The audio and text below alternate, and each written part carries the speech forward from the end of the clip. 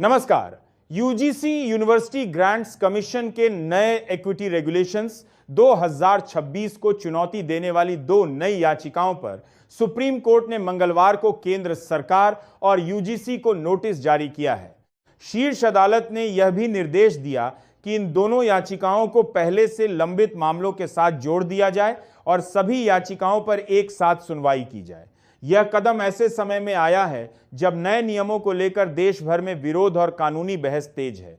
दोस्तों, पूरी डिटेल आपको इसी वीडियो में दूंगा, लेकिन उससे पहले एक छोटा सा अनुरोध है। अगर आपने अभी तक वीडियो को लाइक नहीं किया तो जरा गोदी मीडिया के एंकरों की तरह आलसी मत बनिए। लाइक का बटन दबाइए, शेयर कीजिए अपने दोस्तों और परिवार के साथ और कमेंट में बताइए कि आप यह वीडियो भारत के किस शहर या राज्य से देख रहे हैं। और हां, अगर अभी तक आपने हमारे चैनल को सब्सक्राइब नहीं किया तो जरा जल्दी कर लीजिए, क्योंकि न्यूज चैनल बदल सकते हैं लेकिन सच्ची खबरें नहीं। याचिकाकर्ताओं ने अपनी अर्जियों में आरोप लगाया है कि यूजीसी के नए नियम सामान्य वर्ग जनरल कैटेगरी के छात्रों के साथ भेदभाव करते हैं और समानता से जुड़े उनके मौलिक अधिकारों का उल्लंघन करते हैं। विवाद का मुख्य मुद्दा यह है कि नए नियम कास्ट बेस्ड डिस्क्रिमिनेशन की परिभाषा केवल एससी, एसटी और ओबीसी वर्गों तक सीमित कर देते हैं, जबकि याचिकाकर्ताओं का तर्क है कि सामान्य वर्ग के छात्र भी भेदभाव का सामना कर सकते हैं और उन्हें भी संरक्षण मिलना चाहिए।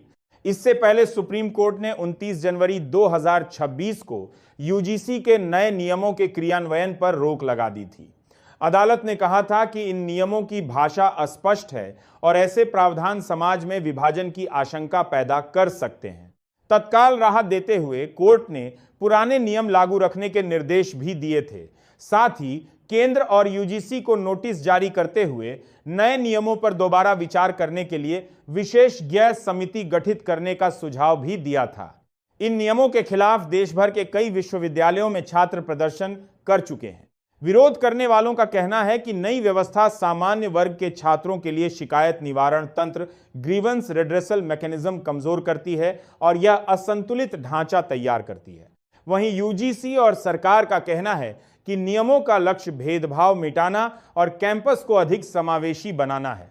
दोस्तों, इस बीच एक और खबर निकल कर आ रही है। कांग्रेस नेता जयराम रमेश ने शुक्रवार को भारत के पहले प्रधानमंत्री जवाहरलाल नेहरू की जमकर तारीफ की। उन्होंने नेहरू को असाधारण संस्थान निर्माता बताया। रमेश ने याद दिलाया कि कैसे साल 1959 में तत्कालीन प्रधानमंत्री नेहरू ने सुप्रीम कोर्ट के जज विवियन बोस को एक माफीनामा लिखा था। जयराम रमेश ने सोशल मीडिया प्लेटफॉर्म एक्स पर इस पत्र को साझा किया। उन्होंने लिखा कि आजकल सरकार और न्यायपालिका के बीच के रिश्तों पर बहुत बातें होती हैं। ऐसे में प्रधानमंत्री नेहरू का 26 जून 1959 को जस्टिस विवियन बोसिस पर देश कर पर देशा गया और आपकी याद सालकर पर बाहर कर को लिखा गया। यह पत्र बहुत महत्वपूर्ण है। रमेश के अनुसार यह पत्र दिखाता है कि नेहरू संस्थाओं का कितना सम्मान करते थे। जस्टिस बोस को लिखे अपने पत्र में पीएम नेहरू ने अपनी गलती स्वीकार की थी। उन्होंने लिखा था कि वे पिछले कई दिनों से लगातार यात्रा कर रहे हैं। उनका इरादा था कि वे प्रेस कॉन्फ्रेंस में कही गई कुछ बातों के बारे में पहले ही पत्र लिखें, लेकिन व्यस्तता के कारण वे ऐसा नहीं कर सके। नेहरू ने कहा था, कुछ दिन पहले जब मैं त्रिवेंद्रम में था तो मुझे कलकत्ता बार लाइब्रेरी क्लब के ऑनरेरी सचिव का एक लेटर मिला, जिसके साथ उन्होंने कलकत्ता बार की एक मीटिंग में पास किया गया एक प्रस्ताव भेजा था, जिसमें मैंने आपके बारे में जो कुछ कहा था जिसे गलत बताया गया था। जैसे ही मुझे ये लेटर मिला, मैंने कलकत्ता बार लाइब्रेरी क्लब के सेक्रेटरी को जवाब भेज दिया। इसके बाद नेहरू ने जस्टिस बोस से निजी तौर पर माफी मांगी। उन्होंने लिखा कि दिल्ली में हुई प्रेस कॉन्फ्रेंस में उन्होंने जो बातें कही थीं उन पर उन्हें बहुत दुख है। नेहरू ने साफ शब्दों में स्वीकार किया कि उनकी वे बातें गलत थीं और उन्हें ऐसा नहीं कहना चाहिए था। नेहरू ने अपनी सफाई में कहा कि प्रेस कॉन्फ्रेंस में पूछे गए सवालों से वे काफी हैरान थे। उस समय उनके दिमाग में कई और बातें भी चल रही थीं, जिस वजह से उनसे गलती हुई। पत्र के अंत में नेहरू ने उम्मीद जताई कि जस्टिस बोस उनकी इस गलती को माफ कर देंगे। दोस्तों, इस बीच एक और खबर निकल कर आ रही है। उद्धव ठाकरे की पार्टी शिवसेना यूबीटी सांसद संजय जाधव ने परभणी महापौर चुनाव को लेकर भाजपा के औरंगजेब वाले कटाक्ष पर पलटवार किया है। उन्होंने कहा कि भाजपा हिंदुत्व का पाठ नहीं पढ़ाना चाहिए क्योंकि उसने 2 नगर परिषदों में ओवैसी की पार्टी एआईएमआईएम के साथ हाथ मिलाया था। दरअसल भाजपा ने उद्धव ठाकरे के नेतृत्व वाली शिवसेना यूबीटी की परभणी नगर निगम में महापौर पद के लिए पार्टी पार्षद सैयद इकबाल को नामित करने के लिए आलोचना की और उन पर मराठी मानुष मराठी लोगों की अनदेखी करने का आरोप लगाया। गुरुवार को कांग्रेस के समर्थन से इकबाल मध्य महाराष्ट्र के परभणी शहर के नए महापौर चुने गए। उन्होंने अपने भाजपा प्रतिद्वंद्वी तिरुमाला खिल्लारे को 13 वोटों के अंतर से हराया। चुनाव के बाद महाराष्ट्र भाजपा के प्रवक्ता नवनाथ बान ने कहा, उद्धव ठाकरे परभणी में औरंगजेब के एजेंडे को आगे बढ़ा रहे हैं। वे चुनाव से पहले मराठी मानुष का नाम लेते हैं, लेकिन जब महापौर चुनने का समय आता है तो वे एक मुस्लिम उम्मीदवार को मैदान में उतार देते हैं। इस आरोप पर प्रतिक्रिया देते हुए परभणी सांसद जाधव ने बताया कि भाजपा ने अकोला जिले की अकोट नगर परिषद और अमरावती की अचलपुर नगर परिषद में असदुद्दीन ओवैसी के नेतृत्व वाली ऑल इंडिया मजलिस इत्तेहादुल मुस्लिमीन एआईएमआईएम और अन्य पार्टियों के साथ गठबंधन किया। उन्होंने कहा, हमने एआईएमआईएम के साथ हाथ नहीं मिलाया जैसा कि भाजपा ने अकोट और अचलपुर में किया। इसलिए भाजपा को हमें हिंदुत्व का पाठ नहीं पढ़ाना चाहिए। जब भी हिंदुत्व के लिए आवाज उठाने की जरूरत पड़ी, बाल ठाकरे के शिव सैनिक सड़कों पर उतर आए, जबकि भाजपा घर पर बैठी रही। अगर वे हमारे खिलाफ औरंगजेब का जिक्र करते हैं तो क्या हमें उन्हें अफजल खान छत्रपति शिवाजी महाराज द्वारा मारा गया एक सेनापति कहना चाहिए, क्योंकि वे अकोट और अचलपुर में एआईएमआईएम के साथ गए थे। उन्होंने दावा किया कि एआईएमआईएम भाजपा की बी टीम है जिसका इस्तेमाल वे हिंदुत्व के नाम पर कर रहे हैं। उन्होंने कहा, लोकसभा और विधानसभा चुनावों में मुस्लिम समुदाय ने शिवसेना यूबीटी की मदद की। उन्होंने हमारी 2 बार मदद की, लेकिन एआईएमआईएम की मदद नहीं की क्योंकि वे इस पार्टी को भाजपा की बी टीम मानते थे। इसीलिए हमने उन्हें महापौर का पद दिया। अगली बार जब नए महापौर का चुनाव होगा तो हम एक हिंदू उम्मीदवार को मनोनीत करेंगे। दोस्तों, इस बीच एक और खबर निकल कर आ रही है। भारत और अमेरिका के बीच हुए हालिया व्यापार समझौते पर कांग्रेस सांसद और लोकसभा में विपक्ष के नेता राहुल गांधी केंद्र की मोदी सरकार पर हमलावर हैं।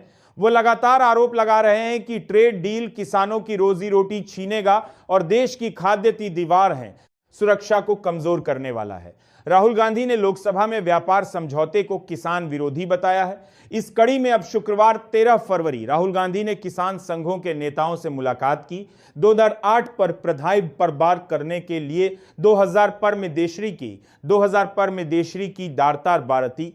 राहुल गांधी ने शुक्रवार को संसद भवन परिसर में देश भर के किसान संघों के नेताओं से मुलाकात की, जिसमें भारत अमेरिका अंतरिम व्यापार समझौते का विरोध करने के लिए राष्ट्रव्यापी आंदोलन की आवश्यकता के साथ साथ किसानों और कृषि मजदूरों की आजीविका की रक्षा करने पर चर्चा की गई।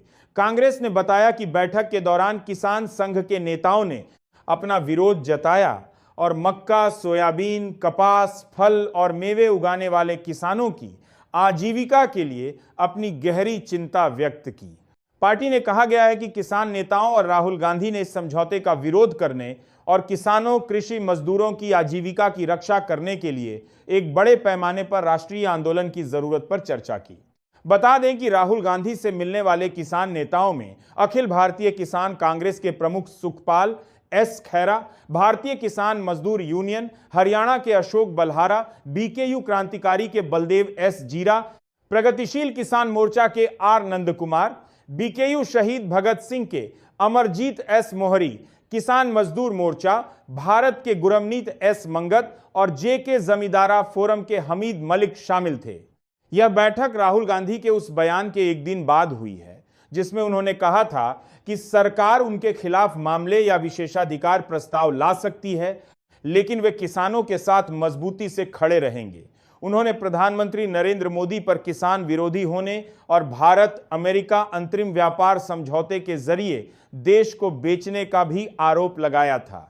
लोकसभा में विपक्ष के नेता ने एक्स पर एक वीडियो बयान साझा किया था जिसमें उन्होंने भारत अमेरिका अंतरिम व्यापार समझौते को लेकर सरकार पर तीखा हमला किया था।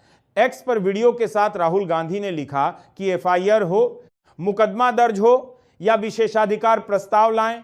मैं किसानों के लिए लड़ूंगा। जो भी ट्रेड डील किसानों की रोजी रोटी छीने या देश की खाद्य सुरक्षा को कमजोर करे, वह किसान विरोधी है। अन्नदाताओं के हितों से किसान विरोधी मोदी सरकार को समझौता नहीं करने देंगे।